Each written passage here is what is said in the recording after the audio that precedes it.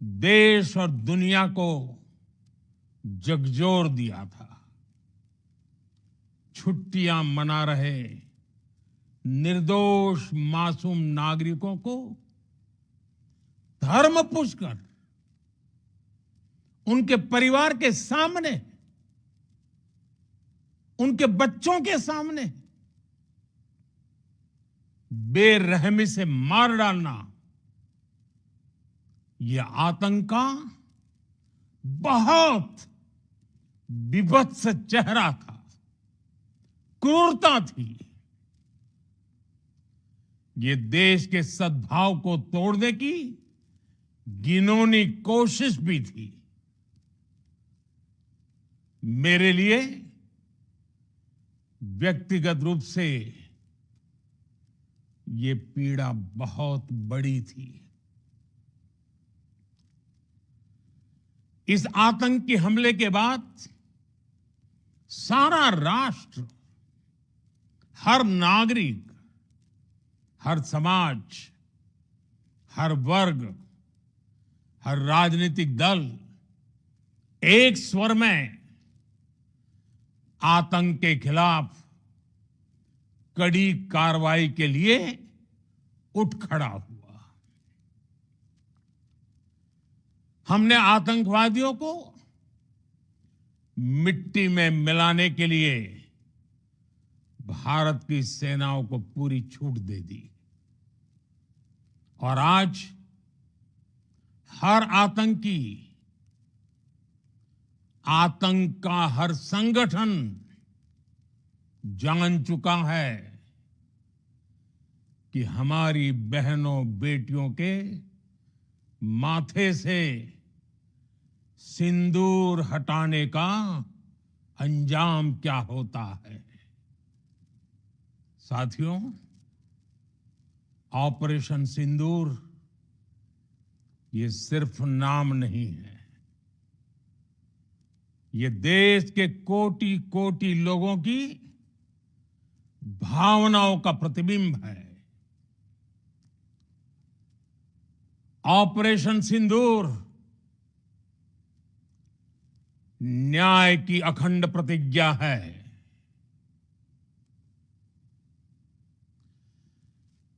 6 मई की देर रात,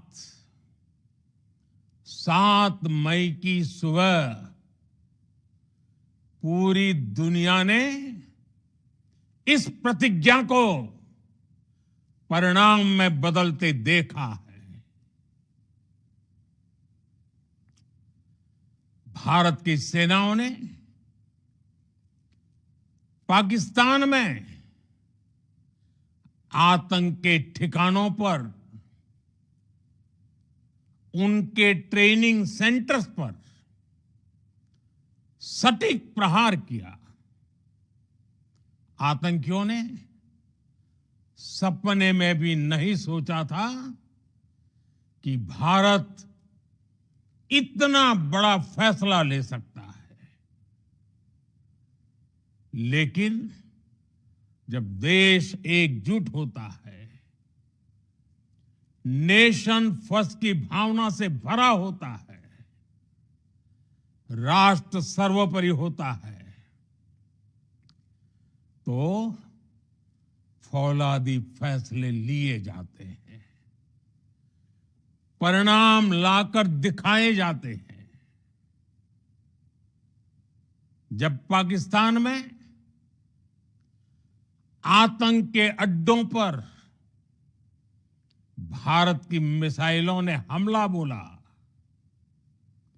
भारत के ड्रोन्स ने हमला बोला, तो आतंकी संगठनों की इमारतें नहीं, बल्कि उनका हौसला भी थर्रा गया। बहावलपुर और मुरिद के जैसे आतंकी ठिकाने एक प्रकार से ग्लोबल टेररिज्म की यूनिवर्सिटीज रही है। दुनिया में कहीं पर भी जो बड़े आतंकी हमले हुए हैं, चाहे 9/11 हो,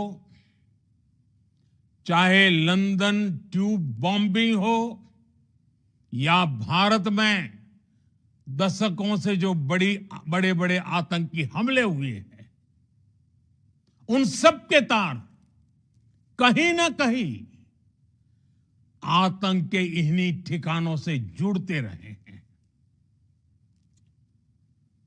आतंकियों ने हमारी बहनों का सिंदूर उजाड़ा था, इसलिए भारत ने आतंक के ये हेडक्वार्टर्स उजाड़ दिए। भारत के इन हमलों में 100 से अधिक खूंखार आतंकवादियों को मौत के घाट उतारा गया है। आतंक के बहुत सारे आका बीते 2.5-3 दशकों से खुलेआम पाकिस्तान में घूम रहे थे, जो भारत के खिलाफ साजिशें करते थे। उन्हें भारत ने एक झटके में खत्म कर दिया। साथियों, भारत की इस कार्रवाई से पाकिस्तान घोर निराशा में गिर गया था, हताशा में गिर गया था, बौखला गया था। और इसी बौखलाहट में उसने एक और दुस्साहस किया। आतंक पर भारत की कार्रवाई का साथ देने के बजाय पाकिस्तान ने भारत पर ही हमला करना शुरू कर दिया। पाकिस्तान ने हमारे स्कूलों, कॉलेजों को, गुरुद्वारों को, मंदिरों को, सामान्य नागरिकों के घरों को निशाना बनाया। पाकिस्तान ने हमारे सैन्य ठिकानों को निशाना बनाया। लेकिन इसमें भी पाकिस्तान खुद बेनकाब हो गया। दुनिया ने देखा कि कैसे पाकिस्तान के ड्रोन्स, पाकिस्तान की मिसाइलें भारत के सामने तिनके की तरह बिखर गई। भारत के सशक्त एयर डिफेंस सिस्टम ने उन्हें आसमान में ही नष्ट कर दिया। पाकिस्तान की तैयारी सीमा पर वार की थी, लेकिन भारत ने पाकिस्तान के सीने पर वार कर दिया। भारत के ड्रोन्स, भारत की मिसाइलों ने सटीकता के साथ हमला किया। पाकिस्तानी वायुसेना के उन एयरबेस को नुकसान पहुंचाया, जिस पर पाकिस्तान को बहुत घमंड था। भारत ने पहले 3 दिनों में ही पाकिस्तान को इतना तबाह कर दिया, जिसका उसे अंदाजा भी नहीं था। इसलिए भारत की आक्रामक कार्रवाई के बाद पाकिस्तान बचने के रास्ते खोजने लगा। पाकिस्तान दुनिया भर में तनाव कम करने के लिए गुहार लगा रहा था, और बुरी तरह पीटने के बाद इसी मजबूरी में 10 मई की दोपहर को पाकिस्तानी सेना ने हमारे डीजीएमओ को संपर्क किया। तब तक हम आतंकवाद के इंफ्रास्ट्रक्चर को बड़े पैमाने पर तबाह कर चुके थे। आतंकियों को मौत के घाट उतार दिया गया था। पाकिस्तान के सीने में बसाए गए आतंक के अड्डों को हमने खंडहर बना दिया था। इसलिए जब पाकिस्तान की तरफ से गुहार लगाई गई, पाकिस्तान की तरफ से जब ये कहा गया कि उसकी ओर से आगे कोई आतंकी गतिविधि और सैन्य दुस्साहस नहीं दिखाया जाएगा, तो भारत ने भी उस पर विचार किया। और मैं फिर दोहरा रहा हूं, हमने पाकिस्तान के आतंकी और सैन्य ठिकानों पर अपनी जवाबी कार्रवाई को अभी सिर्फ स्थगित किया है। आने वाले दिनों में हम पाकिस्तान के हर कदम को इस कसौटी पर मापेंगे कि वो क्या रवैया अपनाता है। साथियों, भारत की तीनों सेनाएं, हमारी एयरफोर्स, हमारी आर्मी और हमारी नेवी, हमारी border security force BSF, Bharat के अर्धसैनिक बल लगातार अलर्ट पर है। सर्जिकल स्ट्राइक और एयर स्ट्राइक के बाद अब ऑपरेशन सिंदूर आतंक के खिलाफ भारत की नीति है। ऑपरेशन सिंदूर ने आतंक के खिलाफ लड़ाई में एक नई लकीर खींच दी है, एक नया पैमाना, न्यू नॉर्मल तय कर दिया है। पहला, भारत पर आतंकी हमला हुआ तो मुंह तोड़ जवाब दिया जाएगा।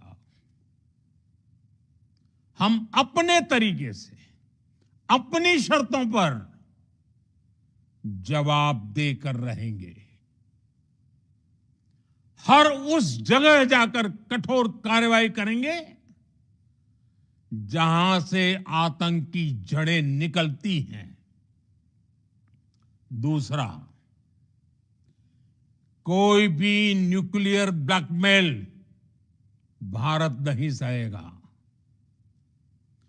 न्यूक्लियर ब्लैकमेल की आड़ में पनप रहे आतंकी ठिकानों पर भारत सटीक और निर्णायक प्रहार करेगा।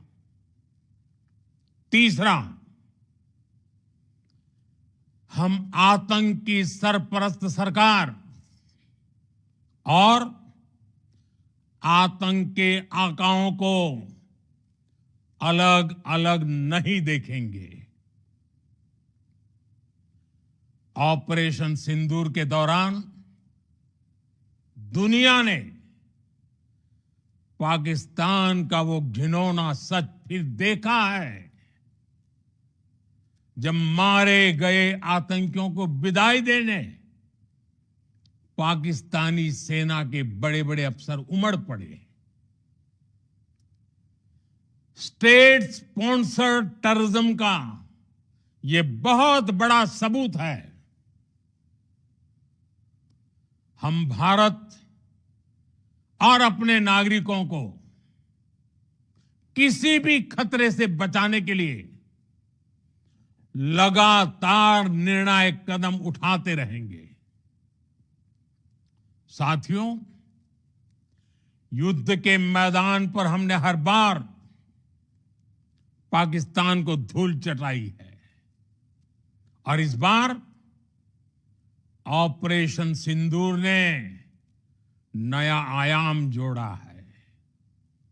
हमने रेगिस्तानों और पहाड़ों में अपनी क्षमता का शानदार प्रदर्शन किया और साथ ही न्यू एज वॉरफेयर में भी अपनी श्रेष्ठता सिद्ध की।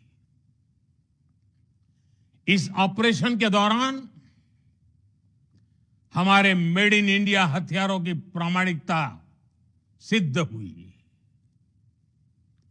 आज दुनिया देख रही है 21वीं सदी के वॉरफेयर में made in India defence equipments,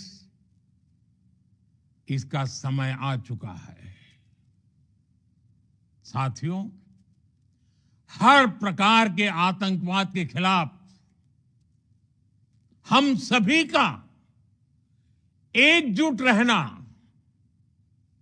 हमारी एकता हमारी सबसे बड़ी शक्ति है।